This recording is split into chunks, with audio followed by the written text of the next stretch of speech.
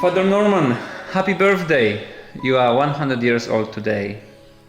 It's a long time. If you could share with our conference and friends a little bit of your story from the beginning and your journey as a missionary. First of all, I don't feel 100. I don't know what 100 is, anyway. They say I'm 100, so I suppose I'm 100 years old. And I feel very well, thank God. I've spoken to a reporter several times about my life. I was called as a boy. I was about 9 years old when I first got interested in being a priest. I told the priest, and he laughed. I was 11 or so again when he asked me, and I said the same. I want to be a missionary. And so he took notice, took me to his house, and gave me a missal and said, come to Mass every day, which I was doing anyway, more or less, with my mother. And soon after that, I was called to the parish priest's house, and there was a little man sitting in the corner of the room, and the priest said, this is a missionary from China, and he's around looking for boys to join up to be missionaries. Are you interested? I said, of course I'm interested. And he said, go and get your mum and dad, which I did. My mum and dad came, and dad said, no way, none of my boys is going to be a priest. And mother said, let him go, let him go. So two of us said go, and I went. And after that it was fairly easy sailing. When I arrived in Hadza, it was very new. Just second or third year only at the opening of the place, very few boys there. And of the 14 or 15 who joined with me, I was the only one who survived. And I persevered all the way through quite quietly, without any fuss, and I'm still here, thank God. You entered, this place, you arrived at the Norman Castle. That was the 3rd of September 1939. Was the beginning of the Second World War. How did you feel that time, and how did you find this place back then and your first years here? I don't know how I felt. I know I accepted everything very calmly. I walked up the steps with the first rector, Father August Pelzer. All the priests were German, we were all English, and the English were fighting the Germans by that time.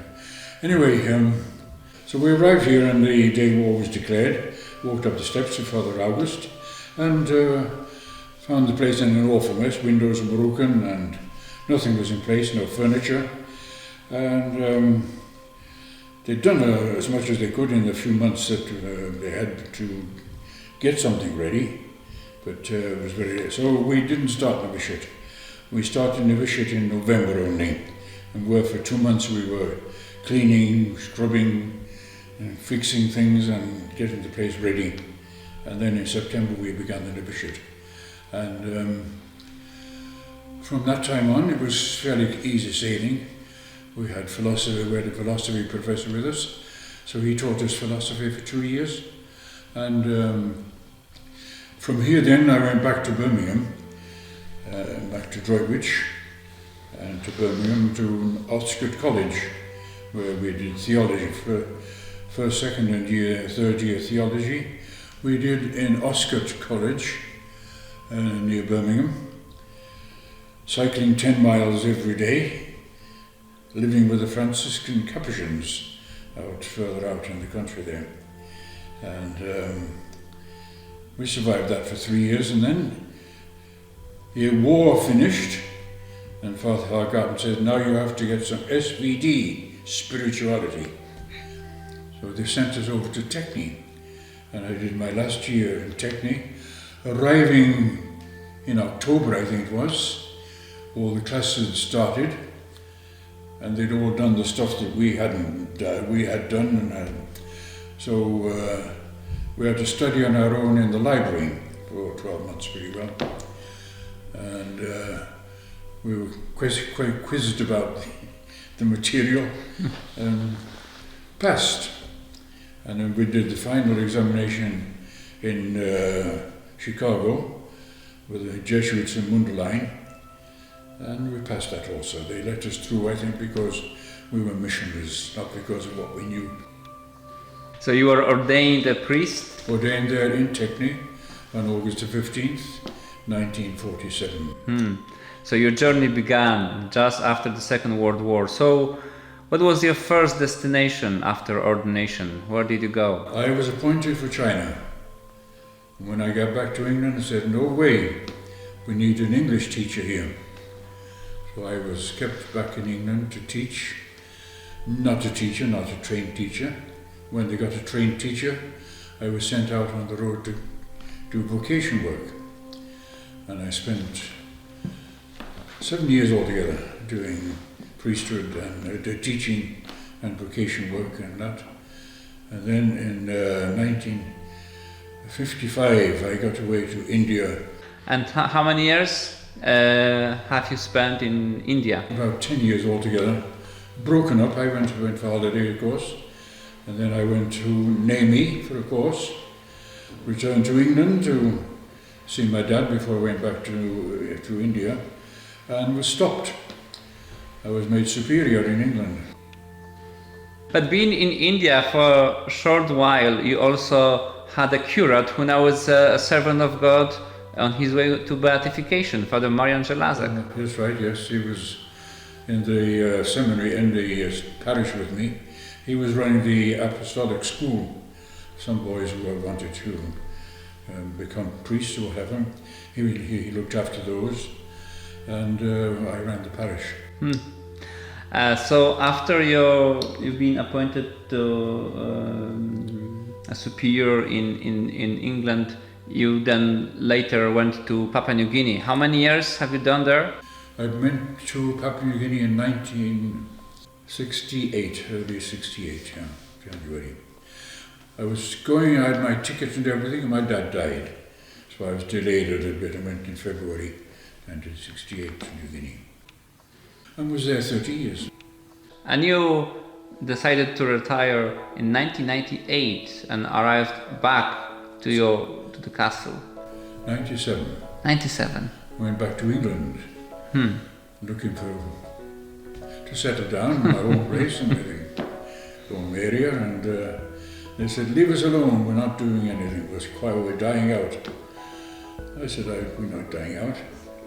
So I left and came over to Ireland in 1998. And since then, your home is Dunamon Castle. Absolutely, and I love it. I'm very happy here, and everybody's very good. And I'm half Irish anyway. My grandfather was from Ballygonis. What would you say, being 100 years old and spent all your life, truly, for God and for the missions, what would you say to young people who would be considering or maybe feeling to be, a call to be a missionary? What would you say to people who have this calling to be a missionary and maybe are not sure should they go in the present situation of the church or whatever? I would say follow it. If you're called, accept the call. God is calling and God will be with you and He will support you. You may have difficulties, all right, but just go on and all will be well. So Norman, being 100 years old today, share what fascinates you about life and what keeps you going, or what have been keeping you going in this 100 years? That's not very difficult, really. The driving force being right from the beginning when I was a boy, I was called to be a priest. And that has been driving me all these years. I've been conscious that God is calling me, God is with me, and I've always trusted Him, and always talking to Him, and I feel He's always there, and no matter what the difficulties are, He's there helping, guiding, helping, strengthening, and all will be well. What would you say to people who find the present situation difficult? You've lived so many difficult situations in your lifetime in 100 years. What would be your message to the people? The main thing is to be calm, to accept the situation, to work with it quietly and realize that you're not on your own, that God and His angels are there and that you got support and that you can live quietly with it, no matter what it is. Are you fulfilled and happy as a missionary and being 100 years old today? Very. As you see, quite content. Praise the Lord. Praise the Lord is right, yes. So we will celebrate after Easter a Thanksgiving Mass on a Wednesday. That's what I hear, Yes, So, Wednesday the 7th of April at 11 o'clock, 11:30. all right. The information will be shown at the end of this broadcast and also a link. So now you can invite people to join you because you will be the main celebrant of that Mass. Oh, very well. This is the first I hear of all the details, and I'm very happy that this is happening. And you're all very welcome. You can join me. I don't know all the details, but the connection is going to be made. You can view us and be with us as we journey in the last hours and last days of my big day. For he's a jolly good fellow, for he's a jolly good fellow, for he's a jolly good fellow, and so say all of us, and so say all of us, and so say all of us, for he's a jolly good fellow.